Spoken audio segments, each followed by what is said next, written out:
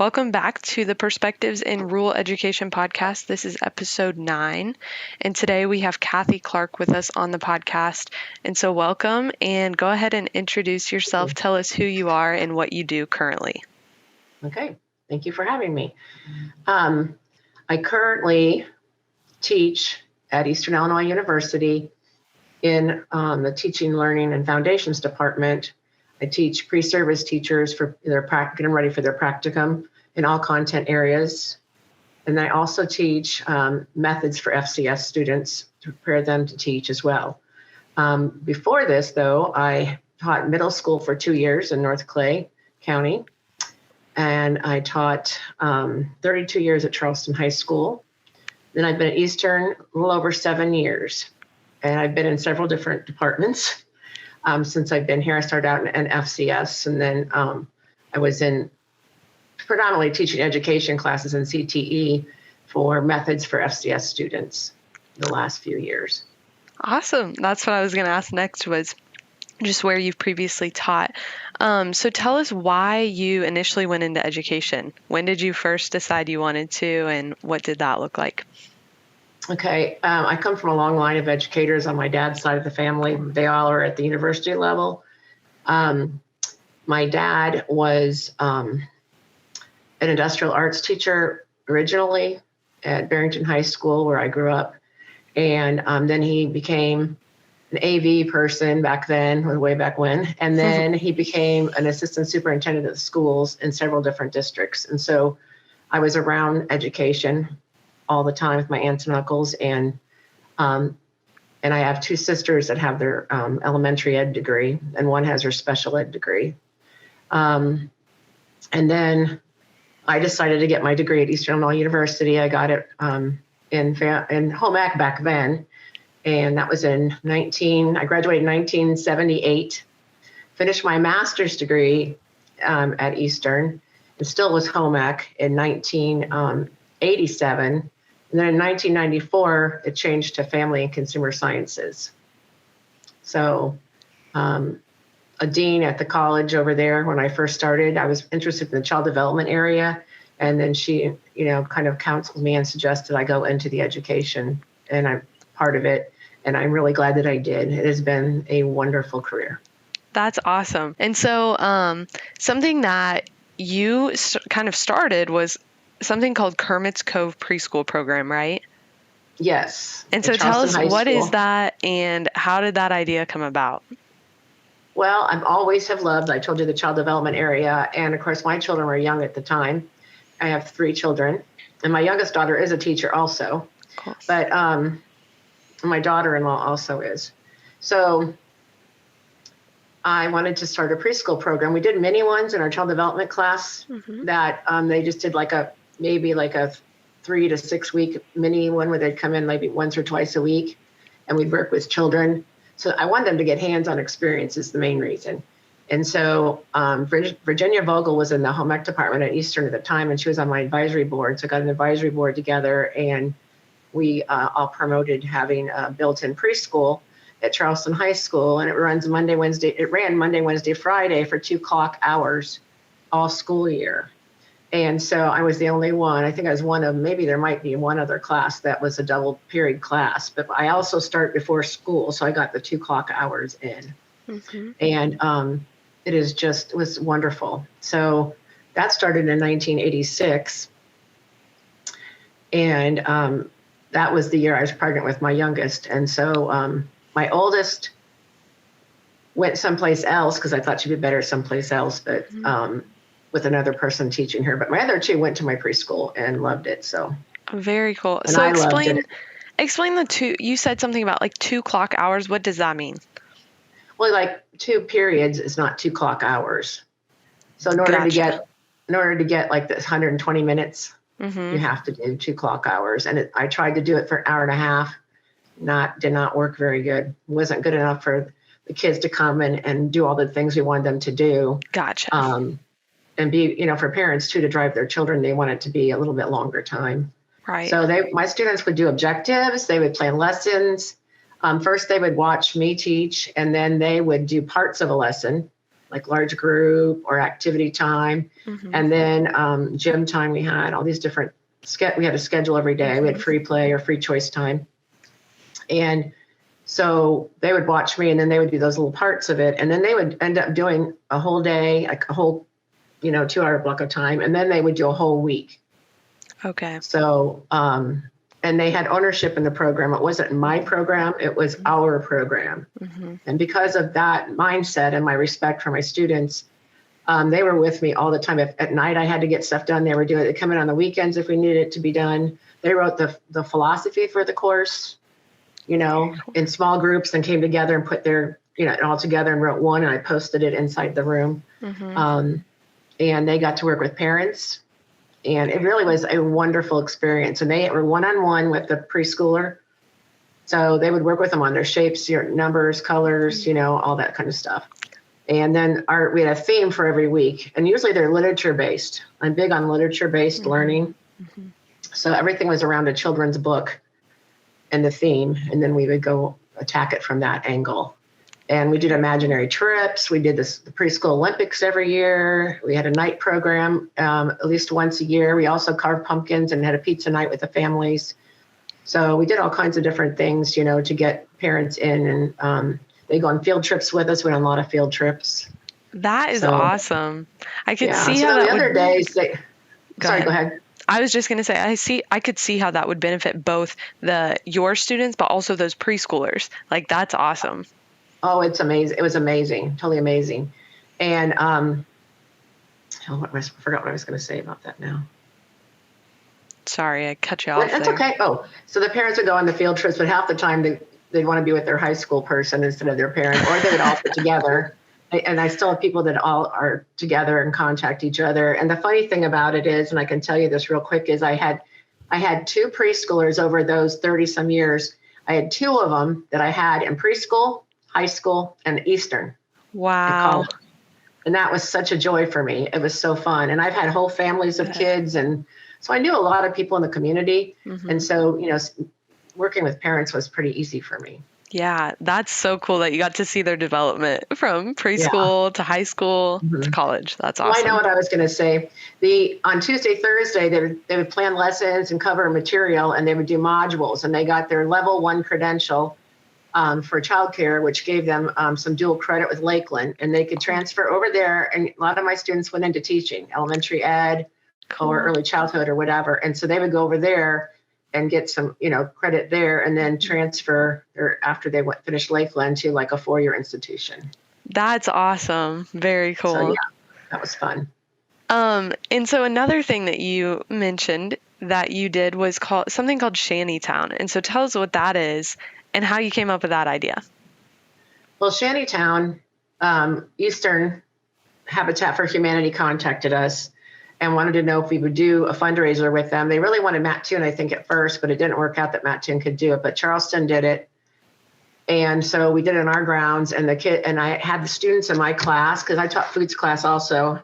And I had several foods classes. And so I would have the kids from my class, my childcare class, or my foods classes, and I'd have them help be on the planning team with me and get them real excited about it. So they would go to the meetings and stuff like that.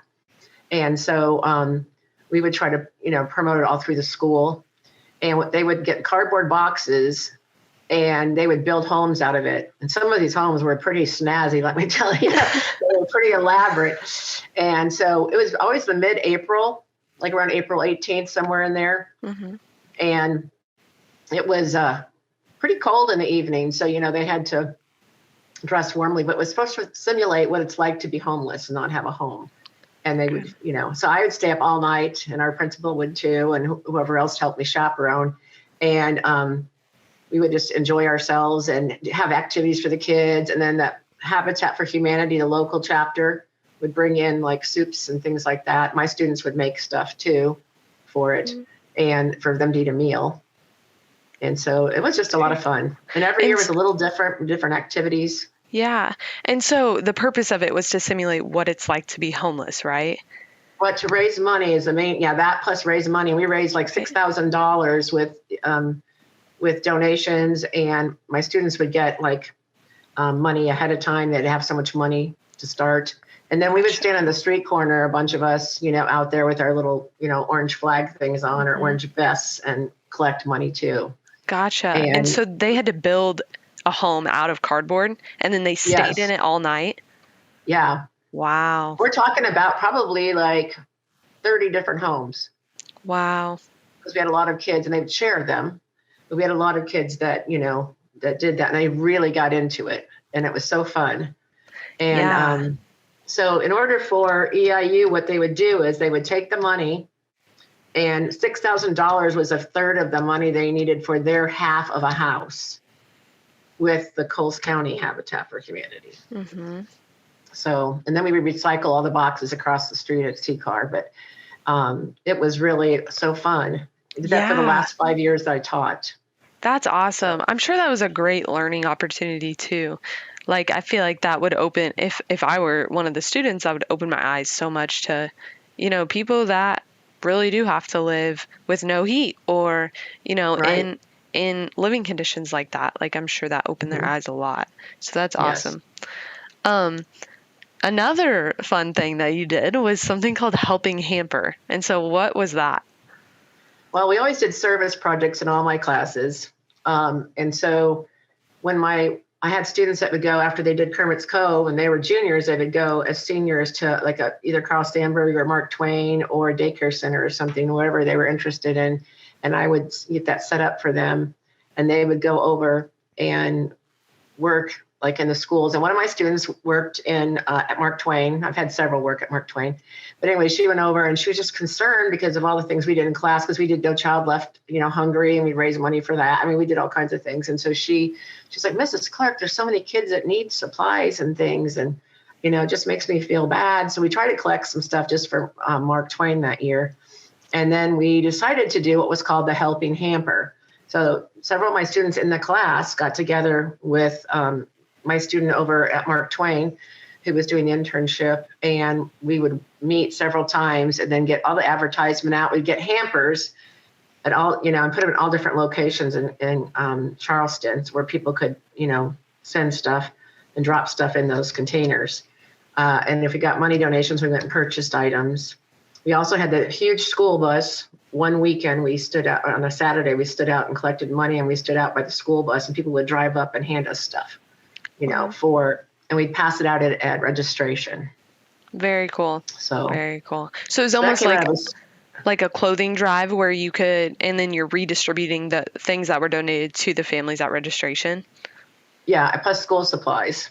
Oh, cool. So that's what we did. And so I was really proud of my student for coming up with that. And of course, she's a kindergarten teacher now at Mark Twain. That's awesome. And so back where she started.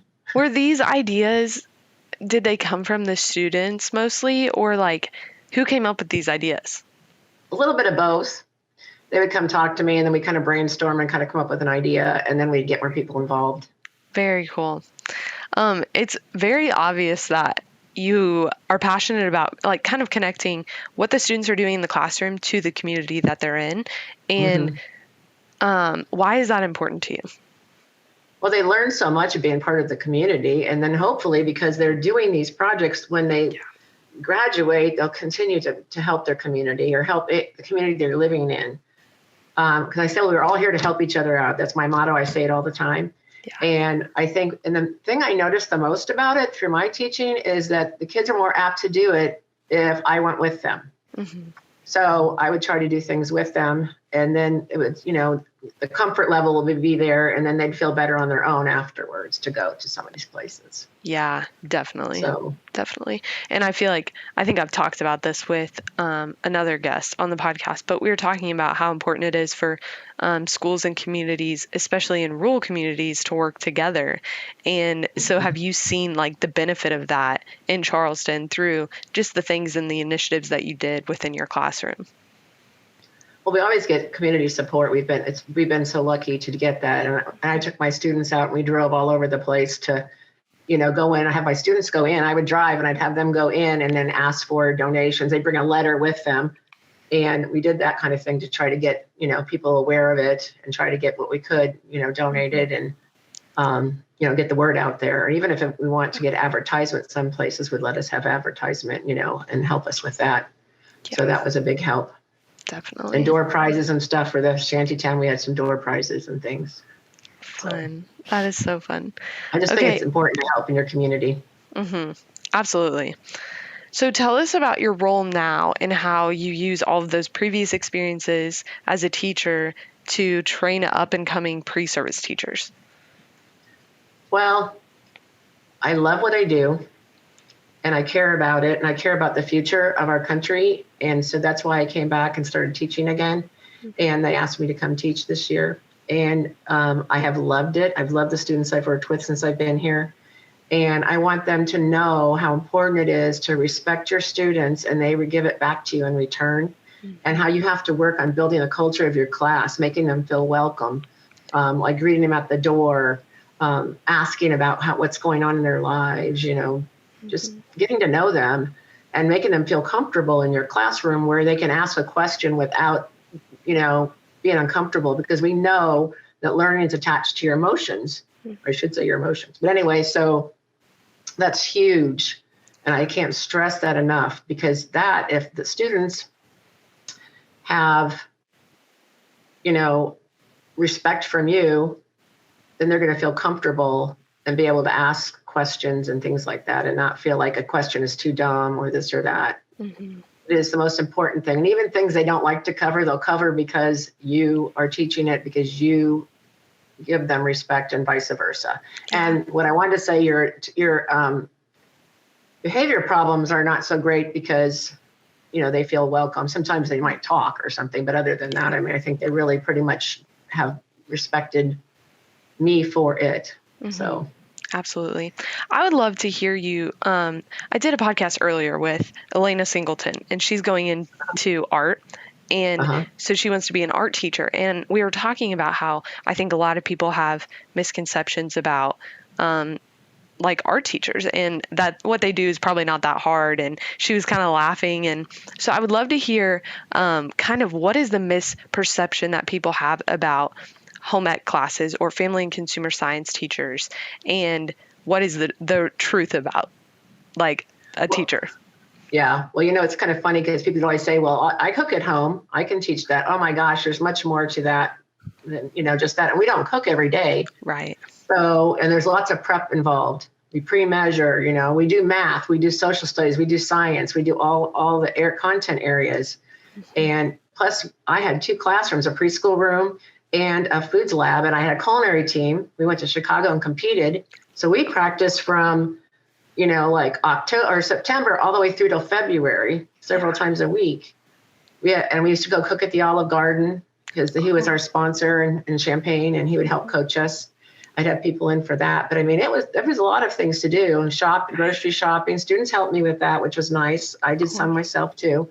But then, running the preschool and getting to just be sure the room is cleaned up and picked up, and then all the lessons you have to plan. I still did lessons, homework, tests, all that stuff, and you covered all the information. And in my culinary arts class, they got their sanitation license. We did the whole 20 hours in class. And of course, that's not a fun topic, but it's an important topic. Yeah. And if they're working in food service, oftentimes their boss might pay for their license. But I'm like, oh, guys, this isn't the most exciting thing to cover, but we had fun with it. And then I had a pizza night where we reviewed before the exam, and everybody came in, and I did a smart board review game, and we just had a lot of fun with it, even though it wasn't so exciting. But it's a lot of work. And, but I don't regret it. I loved it and enjoyed it. And I still enjoy teaching after all these years. So, but yeah, there's a lot of misconceptions about it. Definitely. I think that the things that students learn in those classes are so functional. Like they're really things that, you just need to know in life, and especially like moving into adulthood. And it's so funny because even my parents still will reference like their home ec teacher from high school and things they learned. And I've like find myself doing the same thing. I'm like, oh, like Mrs. So-and-so, like she taught me so much, or like the reason I do this is because of what she taught me. And so I just think it's such functional education. Not that other areas aren't, but it's just really needed, I think. And so well, it is, and it also really prepares people for the world of work. And that's the main focus. It changed, way back when, where you're preparing them for, culinary skills. Not that so much you're going to go into everybody doesn't go in. I've had several students go in and get their culinary degree, but it's a hard job too, because you work mega hours. Yeah. But you could use it on the side to do stuff later on. I have another student who got her culinary degree, went back and got her accounting degree. She lives in Chicago, and she does the cooking on the side and caters and stuff. So that is so cool. I love that. And so I always say life, you never know what life's going to throw at you. And so as many certifications or however you can get experience in, the better off you're going to be. That is so, so true. And so as we wrap up here, what is your best piece of advice, maybe that you've been given or that you have for current educators? Okay. There's too many to tell, but I will tell a couple. The first one is, I always say, be proactive, not reactive. There's changes in education all of the time, and in your school all the time. If you can do something about it to make it better, do it. If not, vent with somebody and then move on and make the best of it. That's just really what you need to do. Because a lot of changes I've taught for 42 years, so there's a lot of changes that have come down the pike that you've had to adapt to. And that just makes you a stronger, better person. Not that you love all the changes. No, we don't always love them, but they're there for a reason, and you learn to adapt. And so we have to teach our students how to adapt as well. So that's a huge one, because no one wants you to sit and whine on the job. Right. I always use a technical term. Don't be a whiny butt on the job. People want to be around people who are happy and, and see the good and the positive. So and I honestly can say, and it sounds hokey, but it's so true, I have never had a student I didn't like. Wow. There might be things they do that I don't like, just like there's things that I probably do that they don't like either.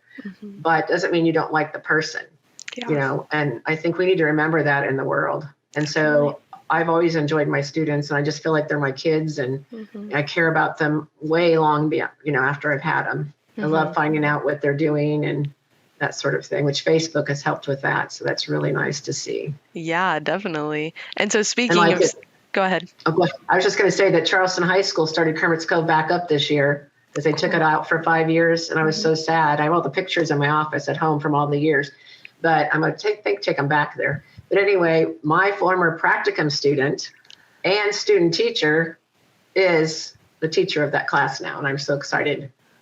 That is so cool. Wow. And she's taking one of my practicum students also. So that's awesome. It's cool to hear how it was impactful to her, and then for her to turn around and, continue the program. That's awesome. And so speaking of students, do you have one maybe student story that was super impactful, where you saw a student grow, or just something that you will always keep in mind? Oh gosh, there's a lot, but I will just tell you this one that I like to tell a lot. It's very simple. I would go shopping at Walmart, and I went up to pay one time, and the guy who was checking me out at the service desk didn't know what he was doing. And I don't remember what it was. I just said, oh, you have to do this, or whatever. He goes, how do you know? I said, well, I've been doing this for a long time. And he goes, oh, I'm sorry. And I said, before I could even say anything, my student who was working behind the counter, she also is a manager, and she goes, oh no, she loves her job. She loves her job a lot. To me, that was the compliment, because I hope that's what comes across, that I care about them. And, students have said, regularly on like evaluations and stuff, they can tell that I care about them. So that's awesome. They always make fun of me too when I say, oh, this is my favorite activity, or this is my favorite thing. And they're like, everything's your favorite thing. So I just have lots of energy for what I do. And I still love it to this day. So. That's awesome. I have loved hearing just the different things that you did during your years teaching, and what you're still continuing to do, still impacting students. And I think that it just speaks to the legacy you're leaving behind on the field of education. And so thanks for doing this. This was awesome. I'm excited for people to listen to this and hear the perspective of a former family and consumer science teacher, because you're the first one that we've had on the podcast. And so I'm excited for people to hear that. And so thanks for doing this, and have a good rest of the day. You too. Thank you very much.